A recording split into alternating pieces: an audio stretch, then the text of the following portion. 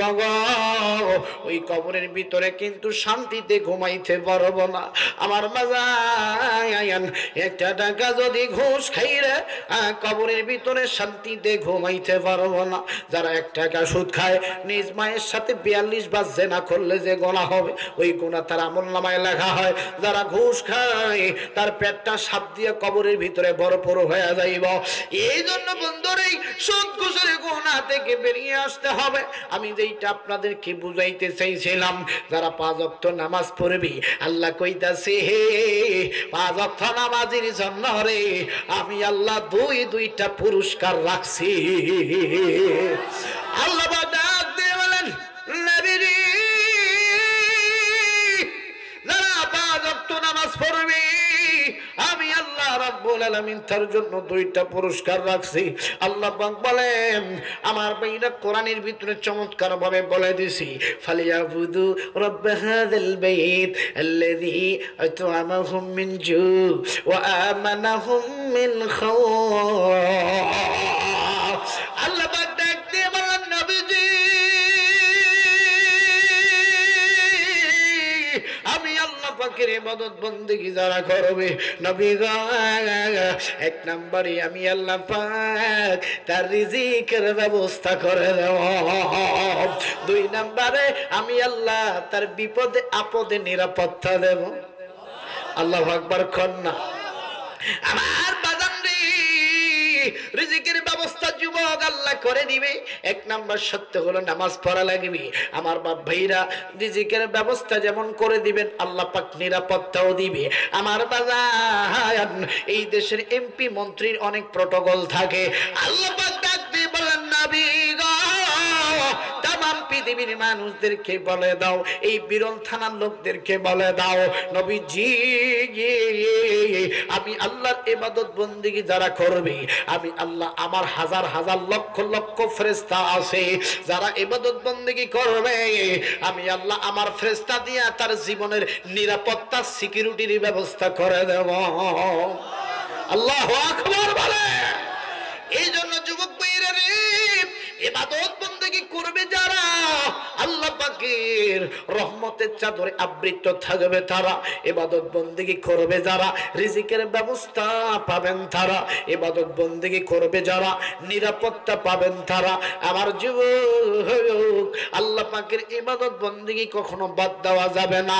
আসেন বাজান রে, আমি আপনি যদি নামাজ বাদ দিই, আল্লাহর ইবাদত বন্দেগী করা বাদ দিই, এই কবর আমার আপনার সাথে কি রকম আচরণ করবে শোনা দরকার আছে না নাই? আরো জোরে বলেন, আছে না নাই? আল্লাহর নবীর সাহাবী হযরত ওমর রাদিয়াল্লাহু তাআলা আনহু, ওই তদানীন্তন সময়ে একজন বুড়ি মানুষের আঠা কম না বেশি? রাগ কম না বেশি? বুড়িদের বেশি, কথা কম। বুড়িরা দেখবেন কিছু কিছু বুড়ি আছে, ঈদের সময় বুড়া তো আর ইনকাম নাই, বুড়া মানুষের ইনকাম আছে? ইনকাম নাই, বুড়ি কাপড় দিতে পারে নাই, বুড়ার কাছে এসে কয় তোর ভাত খাবো না আমি, কথা কম। বুড়া আবার কয় কি রে তোর আবার কি হয়েছে? কই আমার এত বছর বয়স হয়ে গেল গা, একটা কাপড় পর্যন্ত দিলেন না, আমি বেটির বাড়িতে কেমনে যাবো? কথা বলে। বুড়া কইতেছে তোর আবার কিসের শখ, তুই বুড়ি হইছস, তুই কিসের কাপড় চাইস, কথা কোন ঠিক কিনা? আমার ভাইরা, বুড়া তখন বুড়িকে ধরে মারছে, বুড়িও আবার বুড়ারে মারছে। মারামারি করা শেষ, রাতে যখন শুইতে গেছে, বুড়ি এবার মাঝখানে কোল বালিশ দিছে। বুড়া কয় কিরে তুই কোল বালিশ দিছিস কিল্লাই? কয় তুই আমার কাপড় দিস নাই, বেটির বাড়ি যাইতে পারিস নাই, এইটা কোল বালিশ না, এটা হচ্ছে বর্ডার, ওই পাশে তুই ইন্ডিয়া আমি বাংলাদেশ, কথা বলে। আরো জোরে কোন ঠিক কিনা? বুড়া বুড়ির মধ্যে মহব্বত বাড়বে তখন, সালাম আদান প্রদান করবে যখন, কথা বলে। আজকে তো সালাম, এখন আমরা আর সেইভাবে সালাম দেই না, নবীর সুন্নাত তরিকায় সালাম নাই, আসসালামু আলাইকুম আসসালামু আলাইকুম, কথা বলে। যে নেতা যত বড় হয় তার সালাম তত খাটো হয়, কথা বলে। দেখবেন বড় বড় নেতারা মাইক পিছনে কয় সালাম কম, কথা বলেন ঠিক কিনা? আরো জোরে বলেন, এটা কি সালাম হইল বাজা? কথা কন না কেন? এইরকম সালাম দেওয়া যাবে না, পুরা সালাম দিতে হবে। এই সালামের মধ্যে রহমত বরকত থাকবো, কথা বলেন, কথা বলেন। যুবকরা বুড়ারা ঠিক মতো সালাম দিতে পারে নাই, তো তার মুখ থোতা হয়ে যায় গা সালাম দিতে দিতে। কিন্তু বিড়ি টানার সময় দেখবেন কি তরিকায় বিড়ি টানে, বাপ বে বাপ, বিড়িটা ধরছে আর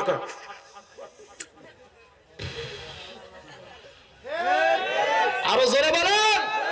বিড়ির ধোয়া দেখে কয় তালা গেল, কথা বলেন ঠিক কিনা? আমি একদিন বুড়া চাচাকে বললাম, চাচা বিড়ি খান কিনলেই, এই বিড়ির মধ্যে কি এমন স্বাদ আছে? চাচা কইতেছে, তুই জানোস না, এই একটা বিড়ি টানলে এক পোয়া দুধের স্বাদ পাই। নাউজুবিল্লাহ বলেন। আরো জোরে বলেন প্লিজ। বুড়া দাদা, এই বিড়ি খাবি না, বিড়ি সুন্নত না, নফল না, এটা ইসলামে সম্পূর্ণ নাজায়েজ, হারাম কাজ, কথা বলেন ঠিক কিনা? আরো জোরে বলেন ঠিক কিনা? আসেন বাজান্দি, ওই তদানীন্তন মুহূর্তে একজন বুড়ি মানুষ, এই বুড়ি ঠিক মতো চলতে পারে না, ঠিক মতো খাইতে পারে না। আমার বাগান বিরল থানার বাপ ভাইরা, ধর্মপুরের এলাকার বাবারা, প্লিজ কোন দিকে তাকাতাকি করবা না। এইবার এই বুড়ি 3 দিন হয়ে গেল। কয়দিন বাজান? 3 দিন হয়ে গেল। তরকারির মধ্যে কিন্তু কোনো তেল নাই, তেল ছাড়া তরকারি খাইতেছি। বলেন তো বাজান, যে তরকারির মধ্যে তেল পড়ে না, এই তরকারি কি মজা হয় নাকি? আরো জোরে বলেন, মজা হয় নাকি? আমার বন্ধুরে 3 দিন হয়ে গেল তরকারি ছাড়া বুড়ি তেল খাইতে, তেল ছাড়া তরকারি খাইতেছি। এইবারে বুড়ি মাথা গরম হয়ে গেল, আজকে 3 দিন আমার কোনো তেল নাই, আমি তরকারি আমি তেল ছাড়া খাইতেছি, মজাও লাগতেছে না। এইবার পাশের বাড়িতে গেলেন, ডাক দিয়ে বললেন, বাড়িতে কেউ আসনি? আমার একটু করজে হাসানা দিবা, কিছু তেল আমারে হাসানা দিবা, এই তেল দিয়ে আমি তরকারি রান্না করব। আমি আগামীকাল আবার আপনার তেলটা সকাল সকাল যেই টাইমে নিলাম ওই টাইমে ফেরত দিয়ে দিব। আমার বাজান বুড়ি করজে হাসানা নিলেন। ভাইজান, এই করজে হাসানা তেল নিয়া এইবার বুড়ি বাড়ির দিকে যখন রওনা হবে, এমন সময় রাস্তার মধ্যে আমার বাগান রাস্তায় কিছু বিট থাকে, কিছু পাথর থাকে, কিছু গর্ত থাকে, আঁকা বাঁকা থাকে, মাটি রাস্তা। এইবার বুড়ি মানুষ তেল হাতে নিয়ে রাস্তা দিয়ে যখন চলতেছি, আমার বাগান পা দিয়া মাটির মধ্যে বিট খাইয়া, হোসট খাইয়া জমিনের মধ্যে উপর হইয়া পইরা গেছি। তেলের বাটি জমিনে পড়ে গেছে, আমার বাইরে উপরে পড়ে গেছে। আমার বাগান নেই, যেই বাটির মধ্যে যতগুলো তেল ছিল সমস্ত তেল মাটি চুষে চুষে খাইয়া নিছি। এখন বলেন তো বাজান, যেই তেল মাটি খাইছে ওই মাটি কি তেল দিতে পারবে? মাটির মধ্যে যদি দুধ ফেলান মাটি খায়া লইব, মাটির মধ্যে মধু ফেলান মাটি খায়া নিবে। বাবাজি, মাটির মধ্যে কোন তরল পানি জাতীয় ফেললে মাটির সঙ্গে সঙ্গে খেয়ে ফেলবে। বুড়ি মাটির উপর রেগে গেল। বুড়ি কইতেছে, মাটিরে তোর এত বড় সাহস, তুই আমার তেল খাইছিস, তুই আমার চিনিস নি? আমি হইলাম রাগী বুড়ি, আমি যেই জিনিসটা পাই না আমার মাথা সেন্টিমেন্টই খারাপ হয়ে যায়। এ মাটি, এখনো সময় আছে, আমার যতটুকু তেল খাইছস এখনই আমারে ফেরত দে। আজকে 3 দিন হয়ে গেল তরকারিতে আমি তেল দিবার পাই নাই, আমার তেলের মধ্যে তরকারির মধ্যে মজা ছিল না। এ মাটি, তখন তো তুই তেল দিতে পারিস নাই, তখন তো তুই আমার পাশে ছিলি না। আর আজকে সামান্য একটু তেল আমি পাশের বাড়ি থেকে ধার করে আনছি, ওই তেল পেটও তো দিবার পাইলাম না, গলা দিয়ে নিচেও নামাইতে পারলাম না, আর তুমি মাটি খাইয়া ফেললা। এত বড় সাহস, এখনো সময় আছে, আমার তেলটুকু ফেরত দাও। আর বাজান রে, মাটির মধ্যে যেই তেল পড়েছে এই তেল কিন্তু বাগান কখনো ফেরত হয় না। এইবার বুড়ি চিন্তা করলেন, এই জামানার খলিফাকে, এই জামানা এখন পরিবেষ্টন পরিচালনা কে করে? বুড়ি মাথায় হাত দিয়ে চিন্তা করলেন, ওমর, নিশ্চয় ওমর এই রাজ্যের রাজত্ব আর তার হাতে আসি, তিনি খলিফা, তিনি সুলতানুল ওয়ারিসিন। ওমরের কাছে বিচারটা নিয়ে যাই, দেখি এই মাটির বিচার করতে পারে কি পারে না। বাবাজি, এইবার বুড়ি বাটিটা নিয়া ওমরের দরবারে চলে গেলেন। বাবাজি, যখন ওমরের বাড়ির দরজার সামনে চলে গেলেন, বাড়ির দারোয়ান কইতেছে, বুড়ি কই যাইবার লাগছ? বলে, আমি ওমরের কাছে যাব। কিল্লাই? বলে, আমি একটা বিচার লয়ে আসি। কি বিচার? বলে, আমি তোরে কমো না, আমি ওমরের কাছে যাবো। ডাক দিয়ে বললেন, খলিফাতুল মুসলিমিন সুলতান ওয়ারিসিন, একজন বয়োবৃদ্ধ বুড়ি মানুষ আপনার সঙ্গে দেখা করবার চাই। ও খলিফাতুল মুসলিমিন, আপনি কি তার সঙ্গে দেখা করবেন নি? ওমর ডাক দিয়ে বললেন, তারা আমার ভিতরে পাঠায়া দাও, বুড়ির সাথে আমি কথা বলবার চাই। এইবার বুড়িকে ভিতরে পাঠাইতে বললেন ভাইজান। এইবার বুড়ি ওমরের সামনে হাজির হয়ে গেল। ওমর ডাক দিয়ে বলতেছেন মা মা বলো বলো কি প্রবলেম, কি সমস্যা, হোয়াট ইজ দা কজ, আমার কাছে আসার কারণটা কি? বুড়ি ডাক দিয়ে বলেন আমিরুল মুমিনিন সুলতানুল ওয়ারিসিন, আমি শুনেছি আপনি হলেন খলিফা, এই রাজ্যকে আপনি পরিচালনা করতেছেন। তুমি তো আমার ছেলের মতো। ওমর রে আজকে 3 দিন হয়ে গেল আমার বাড়িতে কোনো তেল ছিল না।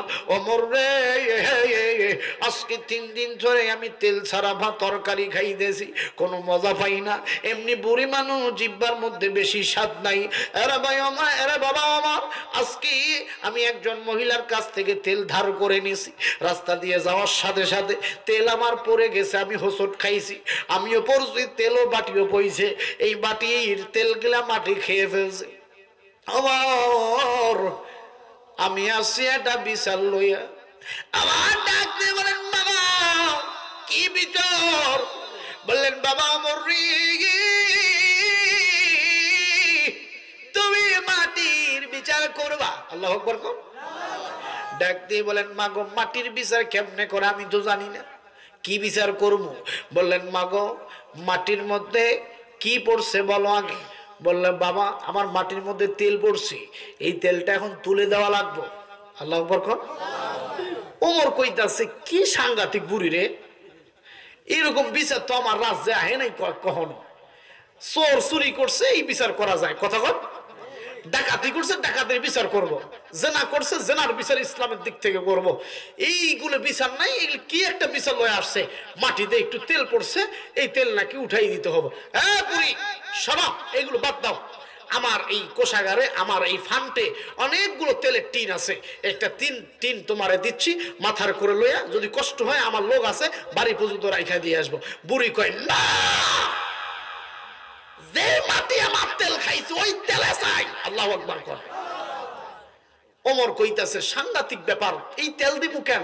কছে যেই তেল মাটিতে পড়ছে এই তেল যদি আমি খাইতে না পারি তাহলে মানুষটার, ওই মহিলাকে তো তেল আমাকে ফেরত দেওয়া লাগবে, অতএব ওই তেল আমি চাই, ওই তেল খামু, আমি ওই তেল দিয়েই তরকারি রান্না করবো। মাটির এত বড় কলিজা কেমনে হইলো আমার তেল খাওয়া? চলো ওমর, আমার ওই তেল ফেরত চাই। আল্লাহু আকবার কর। আমার ডাক দিয়ে বলেন মা গো দুনিয়ার বুকে অনেক বিচার করেছি, অনেক বিচার আমার দরবারে আসে, কিন্তু মাগো এই তেল পড়া বিচার তো আজকে প্রথম পাইলাম গো মা। আমি কিভাবে তোমার তেল ফেরত দিব? আমার তো কোনো মন্ত্র জানা নেই। ডাক দিয়ে বললেন ওমর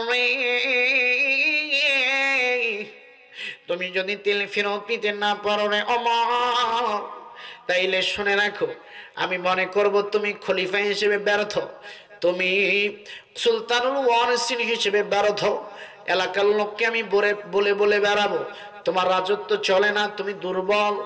আমার ডাক দিয়ে বলেন মাগো খবরদার এখান থেকে যাবেন না, আমি একটু আল্লাহর কাছে সাহায্য চাইলই। ডাক দিয়ে বলে আল্লাহ গো জীবনে বহুত বিচার করছি, আজকে তেল কেমনে ফেরত দিব আমি তো নিজেও জানি না। আল্লাহ তোমার উপরে ভরসা করে আমি তরবারি নিয়ে এই জায়গা থেকে রওনা হইলাম। এবার আমিরুল মুমিনিন হযরত ওমর রাদিয়াল্লাহু তাআলা আনহু বাবাজি বিশাল বড় একটা তরবারি লইয়া আমার বন্ধুগণ কোমরের মধ্যে তরবারিটা লইয়া এইবার চলে গেলেন আমার বাগান বুড়ির সঙ্গে সঙ্গে ওই জায়গার গন্তব্যের স্থানে চলে গেলেন। ডাক দিয়ে বললেন মাগো বলো বলো কোন জায়গায় তোমার তেল পড়েছে? বুড়ি আঙ্গুল দিয়ে দেখায় দেয় এই জায়গায় পড়ছি, এই জায়গা থেকে আমার তেলটা উঠায়া দাও। আমার ডাক দিয়ে বলেন মাগো এই জায়গায় তো কোনো তেল দেখা যায় না, শুধু ভেজা ভেজা দেখা যায়, তেল তো মাটি খায়া ফেলছি, আমি কেমনে ফেরত দিব গো মা? বলে আমি কিছু জানি না রে বাবা, 3 দিন হয়ে গেল আমার ঘরের মধ্যে কোনো তেল নেই, বাবা তুমি আমার তেলটা ফেরত দেওয়ার ব্যবস্থা করো। এইবার আল্লাহর নবীর জামিন রাদিয়াল্লাহু তাআলা আনহু তরবারিটা বের করে আমার বাজান রে ওই যেই জায়গায় তেল পড়ছি ওই জায়গায় তরবারিটা ধইরা তরবারি যে মাথাটা আছে ধারালো যেই মাথার সুচটা আছে ওই মাথা দিয়া যেই জায়গায় তেল পড়েছি ওই জায়গায় এমন জোরে আঘাত করলেন মাথা তরবারি অর্ধেক ভিতরে ঢুকে গেলেন ডাক দিয়ে বলেন মাটি বুড়ি তেলটা তুমি একটু মেহেরবানি করে ফেরায় দাও যদি ফেরায় না দাও তোমার উপরে আমি আঘাত করতে থাকবো আমার বাজান এইভাবে প্রথমবার আঘাত করলেন মাটির কোনো রেসপন্সিবিলিটিস নাই আবার দ্বিতীয়বার আঘাত করলেন মাটি কোনো কথা বলে না বলেন তো বাজান মাটি তেল ফেরত দেওয়ার কোনো ক্ষমতা আছে নি